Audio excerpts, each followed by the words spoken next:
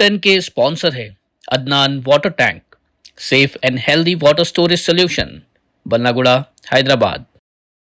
अस्सलाम वालेकुम नाज़रीन, मैं हूं आसिम खान और आप देख रहे हैं BBN चैनल। आइए देखते हैं आज की टॉप 10 न्यूज़। इजराइल के अंदर गाजा पे मुकम्मल कब्जा करने के मंसूबे पर गर्मा गर्मी बढ़ गई है।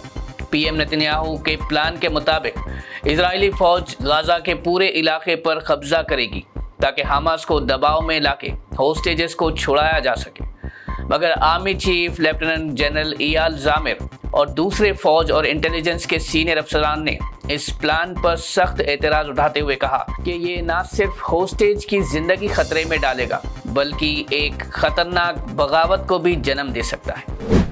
हिजबुल्लाह के second in command Naim Qassem ने अपने एक ताज़ा टेलीवाइज्ड बयान में इजराइल को खुली धमकी दी है कि अगर उसने लेबनान के खिलाफ जंग दोबारा शुरू की तो हिजबुल्लाह बिना किसी हिचकिचाहट के मिसाइल्स इजराइल के अंदर गिरा देगा। उन्होंने कहा कि ये कोई आम झगड़ा नहीं होगा बल्कि एक ऐसी जंग होगी जहां हर लेबनीज फर्द अपने मुल्क के दिफा में खड़ा होगा। हिजबुल्लाह ने कहा कि जब तक इजराइल अपनी फौज वापस नहीं बुलाता और सीज फायर वायलेशंस बंद नहीं करता तब तक हथियार छोड़ने का सवाल ही पैदा नहीं होता। अमेरिकी यूनिवर्सिटी स्टैनफोर्ड ने एक बड़े फाइनेंशियल क्राइसिस का सामना करते हुए 360 से ज़ायद एम्प्लॉयज को निकालने का फैसला किया है। यूनिवर्सिटी ने इन लेऑफ्स को ट्रंप एडमिनिस्ट्रेशन के वक्त की गई federal funding cuts, research grant freeze और एंडोमेंट टैक्स बढ़ाने को जिम्मेदार ठहराया। इस लेऑफ से रिसर्च, IT, एडमिन और स्टूडेंट सर्विसेज के डिपार्टमेंट्स सबसे ज़्यादा मुतासिर हुए हैं। इसके बावजूद स्टैनफोर्ड ने मुतासिर अफराद को 3 महीने की हेल्थ इंश्योरेंस और करियर असिस्टेंस देने का भी ऐलान किया है। बांग्लादेश हाई कमिश्नर रियाज हमीदुल्लाह ने एक बेदरी और साफ पैगाम देते हुए कहा है कि उनका मुल्क कभी भी अपनी ज़मीन भारत के खिलाफ इस्तेमाल होने नहीं देगा।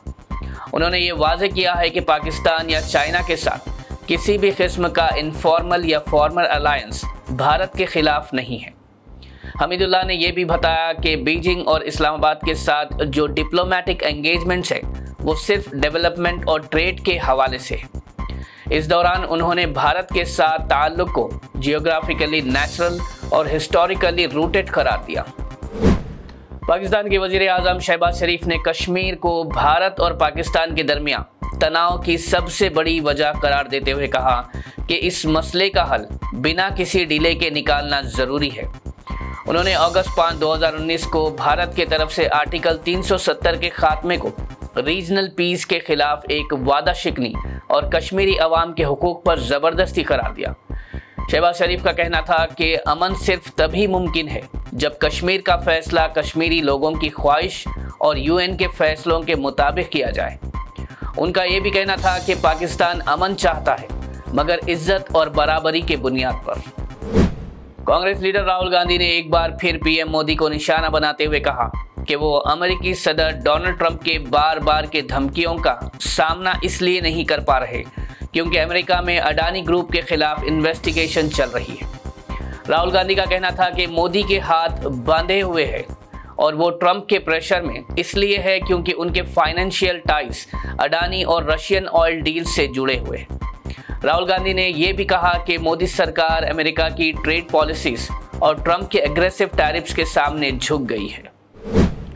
कांग्रेस लीडर उदित राज ने इलेक्शन कमीशन के स्पेशल इंटेंसिव रिवीजन प्रोसेस पर सख्त तनकीद करते हुए कहा कि इस एक्सरसाइज में फेक वोटर्स ऐड किए गए हैं और जो एलिजिबल वोटर्स हैं उनको हटा दिया गया है।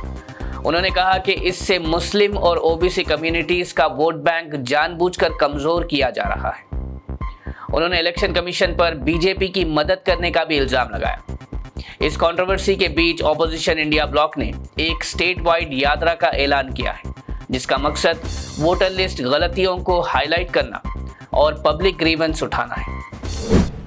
GHMC ने हैदराबाद के तमाम कैटल स्लॉटर हाउसेस और बीफ शॉप्स को 15 और 16 अगस्त के दिन बंद रखने का हुक्म दिया है।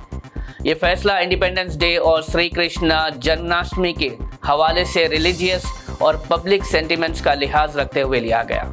GHMC एक्ट के सेक्शन 533B के तहत ये टेम्पररी बंदी एनफोर्स की जा रही है जिसमें हैदराबाद, साइबराबाद और रचागोंडा के पुलिस कमिश्नर्स को भी इम्प्लीमेंटेशन में मदद देने के लिए कहा गया। म्युनिसिपल ऑफिशियल्स ने यह भी कहा कि इस दौरान किसी भी तरह के इलीगल स्लॉटरिंग या बीफ सेल पर सख्त कार्रवाई की जाएगी। ये सिर्फ 2 दिनों की बंदी होगी, जिसका मकसद शहर में अमन और आपस में एहतराम का माहौल बनाए रखना है। बीजेपी के सीनियर लीडर हरीश राव ने तेलंगाना के सीएम रेवंत रेड्डी से मुतालबा किया है कि वो सबिता इंदिरा रेड्डी के साथ किए गए तहकीर आमेज रवैये पर फौरन माफी मांगे। उनका कहना है कि एक सीनियर और तजुर्बेकार खातून एमएलए के साथ जो पुलिस का रवैया देखा गया वो न सिर्फ नाइंसाफी था बल्कि डिग्निटी के खिलाफ भी था। हरीश राव का इल्जाम था कि सबिता इंदिरा रेड्डी को राशन कार्ड डिस्ट्रीब्यूशन के दौरान जानबूझकर निशाना बनाया गया, जहां उन्हें पब्लिक प्लेटफॉर्म पर जलील करने की कोशिश की गई। उन्होंने कहा कि सीएम को इस मामले में संजीदगी से काम लेना चाहिए, लेकिन अफसोस है कि अब तक ना तो माफी आई और ना ही जिम्मेदार अफसोस के खिलाफ कोई एक्शन लिया गया। हैदराबाद के आसिफ नगर इलाके में एक बर्थडे पार्टी के दौरान तलवारों के साथ डांस करने का वीडियो वायरल होने के बाद पुलिस ने सुमोटो केस दर्ज कर लिया है। सैयद अलीगुड़ा में हुई इस पार्टी में कुछ स्टूडेंट्स ने डीजे म्यूजिक के साथ हथियार लेकर खुले में जश्न मनाया, जिसे लोगों ने रिकॉर्ड करके सोशल मीडिया पर शेयर कर दिया। पुलिस का कहना है कि वीडियो में नजर आने वाले ज्यादातर लड़के स्टूडेंट्स हैं। इस फुटेज के बाद पुलिस ने केस फाइल करके इन्वॉल्व लोगों के पेरेंट्स को भी काउंसलिंग के लिए बुलाया है। डीएसपी ने यह भी कहा कि ऐसे प्रोग्राम्स जहां हथियार का इस्तेमाल हो वो सिर्फ इलीगल नहीं बल्कि पब्लिक सेफ्टी के लिए भी खतरा है। फिलहाल इन्वेस्टिगेशन जारी है और जरूरत पड़ने पर सख्त कार्रवाई भी की जा सकती है। नाज़रीन, ये थी आज की टॉप 10 न्यूज़। देखते रहिए बीबीएन चैनल। मुझे दीजिए इजाजत। अल्लाह हाफिज। पेश है Adnan auto clean water tank, जिसमें है थर्मल इंसुलेशन PUF टेक्नोलॉजी, जो रखे पानी को साफ और ठंडा हमेशा। 1000 से 1200 लीटर की क्षमता, 100% virgin LLDPE material, 4 layer strong body, auto clean technology, bacteria, काई और फंगस से पूरी सुरक्षा, इजी टू इंस्टॉल, रस्ट और डस्ट से पूरी तरह फ्री। और सबसे खास बात, पहली बार साउथ इंडिया में। तो अब पुरानी टंकी को कहें अलविदा और लाएं घर में Adnan auto clean water tank, clean and cool always.